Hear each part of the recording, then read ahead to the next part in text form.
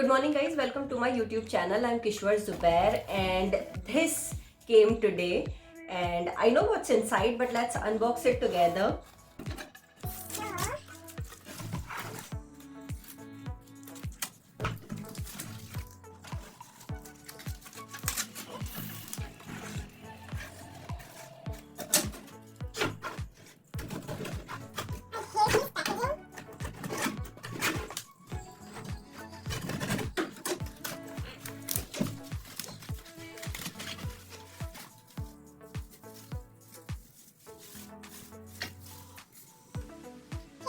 So the book is Do Face Masks Really Work? An Introduction to the New World Order by Dr. Kamalpreet Singh.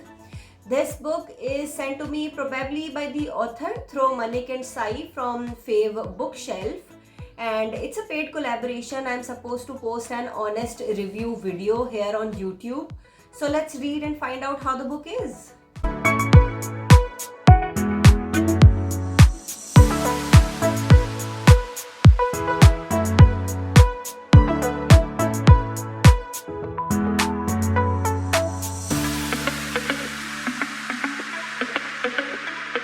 So I'm done reading this book. Do Face Masks Really Work? Is a non-fiction book, the first half of which consists of abstracts from various articles and reports from top grade scientific journals from all around the world, which through studies and trials and experiments proved that respirators and face masks, whether it's cloth mask or medical mask or even N95 masks, are ineffective in controlling any kind of respiratory infections. The author, through intensive studies and research, claimed that there is very little evidence available to support the effectiveness of respirators and face masks in reducing the chances of infections. He also explained how prolonged use of these masks and coverings can actually increase the risk of catching infections and how it can lead to various physiological as well as psychological harms and how it is actually affecting human behavior. The author also shed light on the increased risk of plastic contamination in the environment after the pandemic due to the face masks and respirators, which are usually made out of toxic materials. And now the question arises, if it is scientifically proven that face masks are insignificant and ineffective in controlling any kind of infections, why are they being recommended and even forced to wear by the government authorities and organizations? And this is what the author tried to explain in the second half of this book. He claimed that most government bodies and public health organizations are actually compromised. These authorities are basically agents of big pharmaceutical companies, and the people in power are actually working to create a new world order.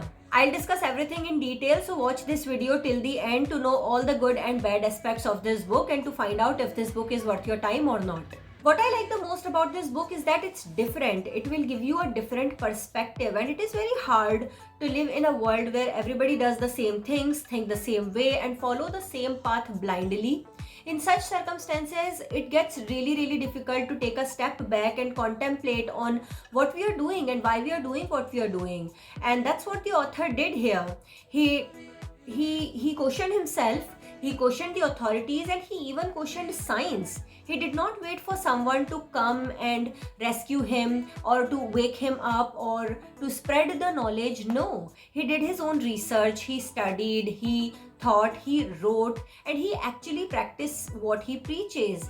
And though I don't agree with everything that the author thinks and feels, but I highly appreciate his wit and will. Another thing that I liked about this book is that it's easy to read, and though it deals with the subject of medicine and science, but the author explained everything so simply that even a non-medico or a common man can easily understand everything. Plus, it's less than 100 pages long, so you can finish it in 1 or 2 sittings. But I will advise the author to add a table for medical terms and abbreviations in the next editions of this book, as I think it will be easier for non-medicos and common readers to go back and forth and look for the words in that table. I also like the chapter Introduction to Happy Diseases. In this section, the author explained how certain diseases like fevers, cough, cold, diarrhea, vomiting, etc. shouldn't be feared, and they are just our immune system's attempt to eliminate toxins that have been accumulating inside our body. And he also explained why we shouldn't rely too much on medicines as it can lead to various side effects. And being a Unani doctor, I too believe in this concept. My Pethi believes in this theory, and I agree with the author that many diseases can be cured just by lifestyle modification and a healthy diet. Now let's discuss the aspects where I don't agree with the author. Number 1, calling COVID a medical scam and a way to create a new world order. In this section, the author talked about everything that went wrong during the COVID pandemic, from the conflicting information that was being provided through media channels, to forced business closures and lockdowns, to implementation of super surveillance and contact tracing, etc. etc. And yes, I agree with Dr. Kamalpreet Singh that India was not ready to fight the pandemic. Our medical system is not good enough to face a sudden crisis. Indian media was at its worst during the lockdown, corruption was at its peak, and the governments all around the world were imposing rules and regulations forcefully on everybody. But I disagree that all of this was done to create a totalitarian tyranny or a new world order. Number 2, the entire section which gives us a sneak peek into the new world order. In this section, the author made many claims, a few being an attempt to reduce the population, gene alteration through vaccine, human enslavement, among many others. All I am asking for is proof. While in the first half of this book, the author provided many reports to prove his point, no such thing was done in the second half. Maybe he should add some pictures or newspapers and sting operation reports or something. And like I said earlier, I don't completely disagree with the author, but I don't completely agree with him either. There were some points where he is right, but in others he went a bit extreme in his imagination, and everything that we use and do have advantages as well as disadvantages. We can't just dismiss everything because it's new. And the author himself suggested in this book that you shouldn't believe in something just because majority believes it to be true, and that's what I did while I was reading this book. And that's what I'll suggest to anyone who wants to read this book. You may pick it up. It's not very long and boring and preachy. It's very short and easy to read. It's just that you'll have to keep an open mind and be ready to listen to a different perspective.